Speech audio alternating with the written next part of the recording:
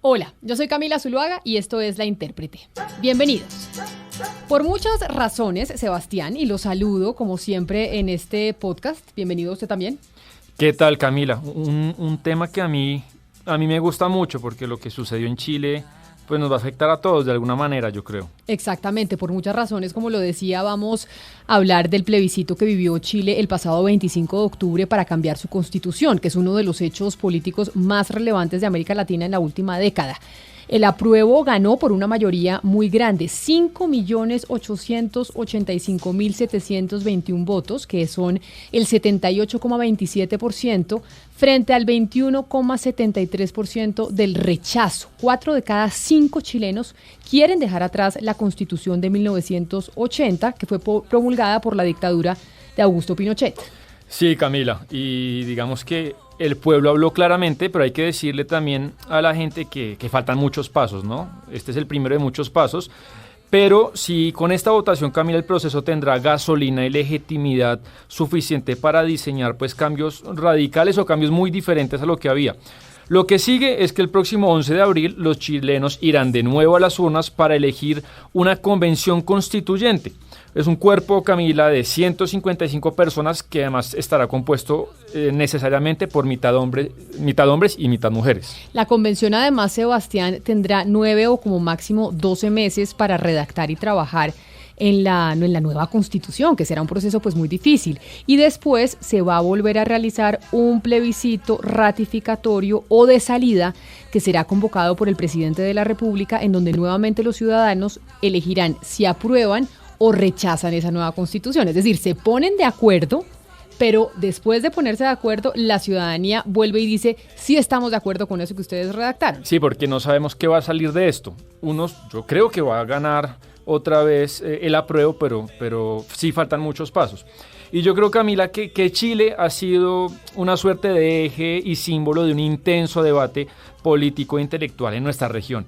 Para muchos o para algún cuerpo de pensamiento, pues es la prueba empírica de que una economía abierta, competitiva y que comercie con el mundo funciona a largo plazo y trae prosperidad. Para otras personas, pues Chile es un ejemplo de un modelo desigual y excluyente en muchos sentidos. En cualquier caso, ha sido, yo creo que Chile, un modelo de desarrollo muy diferente, muy distinto a que han vivido la mayoría de países de la región. Sí, y eso es lo que en parte la mayoría de los chilenos quiere cambiar, Sebastián, y no se puede desconocer. Más del 70% de la población dijo queremos cambiar, porque sabemos que este fue un plebiscito que fue fruto de las largas e intensas manifestaciones que se detonaron hace casi un año, el 18 de octubre del 2019, aunque el contexto histórico también es importante. Pero a mí me parece importante también decir lo siguiente, y es esas manifestaciones en las calles, esa gente que llenó las calles de Santiago de Chile, pues salieron ahora a las urnas y demostraron que sí eran la mayoría de los ciudadanos los que querían un cambio. Pero como vamos a hablar de la historia, repasemos antes, Sebastián, cuál fue el origen y el ambiente intelectual y político que le dio vida a la Constitución de Augusto Pinochet en 1980, que es la que quieren cambiar hoy. Sí, Camila, y yo creo que eso va a ocurrir, esa Constitución se va a derogar. En 1970, pues recordemos que ganó las elecciones Salvador Allende, y él fue el primer presidente socialista en la historia que llegó al poder de manera democrática durante la Guerra Fría. Siempre un presidente socialista llegó por un golpe de Estado o por la fuerza. Él lo hizo pues por las urnas. ¡Viva Chile! ¡Viva Latinoamérica unida!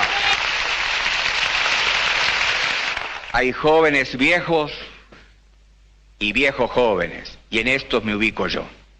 Esos jóvenes viejos no se preguntan cuántas viviendas faltan en nuestros países, y a veces ni en su propio país. Hay muchos médicos que no comprenden que la salud se compra, y que hay miles y miles y miles de hombres y mujeres en América Latina que no pueden comprar la salud. Y Camila, pues Allende, él siempre lo dijo, llegó con un ánimo reformador. Pero años después, en 1973, pues hubo una durísima crisis económica que desembocó en una hiperinflación del 600%, los salarios reales se fueron al piso y todo eso provocó un ambiente social y político de muchísima tensión. Claro, es que en ese ambiente pues se creó un complot entre las Fuerzas Armadas y los políticos que además fueron secundados por los Estados Unidos, por Henry Kissinger y Nixon y la CIA, quienes tenían toda la determinación de evitar el avance del socialismo en América Latina, porque estaba el fantasma de Cuba. El 11 de septiembre de 1973 bombardearon y asaltaron La Moneda, la Casa de la Moneda, que es como la Casa de Nariño o la Casa Blanca allá en Chile, en donde murió Salvador Allende. Y todo terminó con una junta militar que fue presidida por Augusto Pinochet al frente del Poder Ejecutivo chileno y que fue aceptada por el Poder Judicial. Pues Allende se suicidó, pero digamos que lo asesinaron porque lo acorralaron. Yo creo que es más preciso, lo asesinaron. Y contrario, Camila, a lo que muchos creen, pues Pinochet y la Junta Militar no es que eran seguidores del libre mercado y de una economía abierta. Ellos llegaron, y a mí me gustaría explicar esto, que es lo que se conoce como los Chicago Boys, no sabían muy bien qué hacer. Y había un texto que se llama El Ladrillo, que lo redactaron unos Chicago Boys, unos estudiantes que hicieron un convenio entre la Universidad Católica y la Universidad de Chicago, y los militares cogieron ese texto y lo usaron para que Chile cogiera esas ciertas reformas, pero no es que los militares fueran neoliberales. Eso fue lo que ocurrió.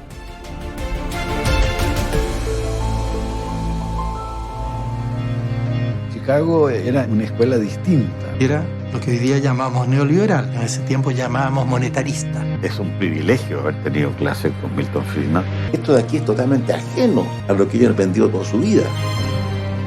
Entonces ahí empecé yo a venderle la pomada. No hay medidas correctivas que sean indoloras. Y si no hay nadie que te diga, cuidado con los costos. Libertad para hacer cosas bien y para hacerlas mal.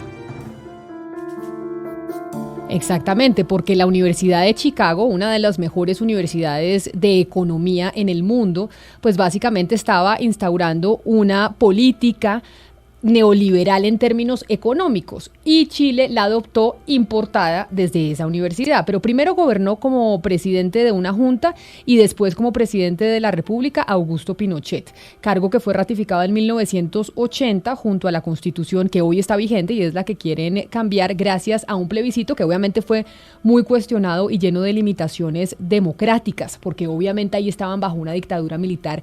La violación a los derechos humanos, los desaparecidos, las torturas fueron enormes. Y ahí, en esa coyuntura, Augusto Pinochet Sebastián gobernó hasta 1990.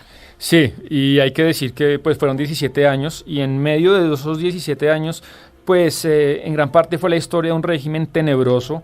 Este régimen dejó más de 40.000 víctimas entre fusilamientos, desapariciones, torturas y detenciones arbitrarias. Fue una época oscura para la democracia en Latinoamérica, pero digamos que fue algo que pasó en toda la región. Digamos, la región estuvo plagada en esas décadas de dictaduras militares, no fue el único sitio donde ocurrió. Exactamente, su vecino Chile tuvo también una dictadura militar tenebrosa, Brasil, y todo esto con la complicidad del gobierno norteamericano, porque está demostrado ya con papeles desclasificados del gobierno gringo que efectivamente ellos apoyaron este tipo. El Plan Cóndor, ¿no? Se llamaba. Exactamente, que ellos apoyaron estas dictaduras y apoyaron estos golpes de Estado. Pero desde entonces hay que reconocer una cosa, y es que Chile ha vivido 30 años de democracia ininterrumpida y que ha gozado de un crecimiento económico que es notable en la región. Chile siempre se ha visto como el referente de América Latina en términos económicos. Uno, redujo la pobreza en un 50%, de un 50% a menos del 10%.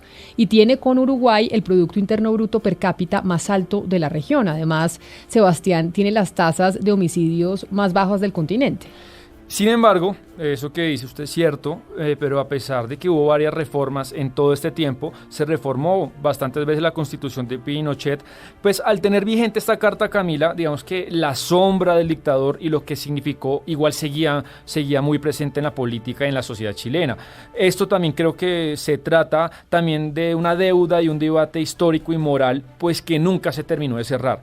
Sobre todo en el sector estudiantil, Camila, porque yo creo que la llama, el fuego, que ha asusado todo este movimiento, pues es gente que nació en democracia y que mayoritariamente pues no abraza cualquier cosa que tenga que ver con esa época de Chile. Exactamente, ahí fue cuando surgió el liderazgo de Camila Vallejo en esas protestas que le hicieron a Michelle Bachelet los estudiantes para exigir una educación gratuita 100%. Pero también, Sebastián, el modelo chileno Lo que es cierto es que no ha logrado atender situaciones sociales agobiantes para buena parte de ese país. Se le critica a Chile, entre otras cosas, su desigualdad, que es un drama para toda América Latina, pero también un modelo en el que el acceso a la educación y la vivienda pues obliga a las personas a endeudarse muchísimo, porque la tasa de deuda privada en Chile es muy alta, la gente sí está muy endeudada. Exactamente, Camila. Uno ve la deuda privada y la deuda de las familias es más alta que la de las empresas, y eso agobia a muchas familias en Chile. Y estas manifestaciones que estallaron hace un año, pues yo creo que no fueron cosa de un día. Fueron producto de un debate intelectual, especialmente en las universidades, que se dio durante muchísimos años. Un sector político y académico que tenía mucha voz, yo creo que vino discutiendo eso y la llamarada se terminó de prender, pero esto no fue de un día para otro. Hace un año nosotros aquí en La Intérprete también, cuando hablábamos de las manifestaciones en Chile, hicimos un podcast al respecto. Hablamos con el expresidente del Senado, Jaime Quintana, quien ahora es senador del PPD, que fue uno de los líderes políticos del apruebo, publicó un libro y todo al respecto. Y esto fue lo que nos dijo hace un año exactamente sobre esas manifestaciones. Porque las medidas que ha adoptado el gobierno del presidente Piñera, como el estado de emergencia, como la ley de seguridad del Estado, como toque de queda, eran medidas, ¿no es cierto?, represivas que tenía la dictadura. Yo no digo que no se justifique ninguna de ellas, pero todas juntas generan un estado que puede llevar a abusos. De hecho, ha habido excesos policiales o de Fuerzas Armadas. No es la gran mayoría de los casos, pero hay algunos casos muy graves que han terminado en denuncias de abusos de todo tipo, son hechos graves que tendrá que investigar la justicia, que ha denunciado entre otros el Instituto Nacional de Derechos Humanos. Esta crisis profunda que debemos comprender en lo que significa esa protesta pacífica y el mensaje que millones de chilenos están entregando hoy día al gobierno, pero también al mundo político y al conjunto de las instituciones que han perdido confianza desde hace rato, debemos entenderla no como un elemento, claro, puede haber un hecho que la detonó, que fue el alza del transporte metropolitano, del metro, pero aquí hay un conjunto de causas que se fueron acumulando en el tiempo y que tienen su origen en la Constitución del 80 de Pinochet.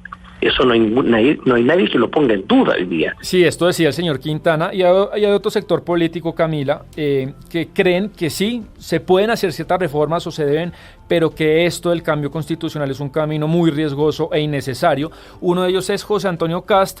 Él, Camila, quedó en el 2017 tercero en las elecciones presidenciales que ganó Piñera, y hoy es el presidente del Partido Republicano y fue uno de los grandes impulsores del no apruebo.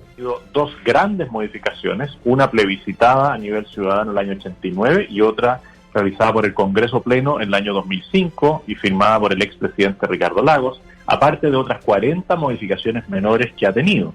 Por lo tanto, la Constitución se puede reformar y de hecho hay reformas que se realizaron ahora hace menos de un mes, por lo cual se plantea que un cambio de Constitución completa no es lo que requiere Chile, y menos partiendo de una hoja en blanco como lo plantea la izquierda más radical, buscando eliminar conceptos que nos han dado certeza y prosperidad en los últimos 30 años en base a esta Constitución, que también permitió que el régimen democrático se restaurara en Chile y todos los representantes hoy día son electos en base a lo que plantea esta Constitución.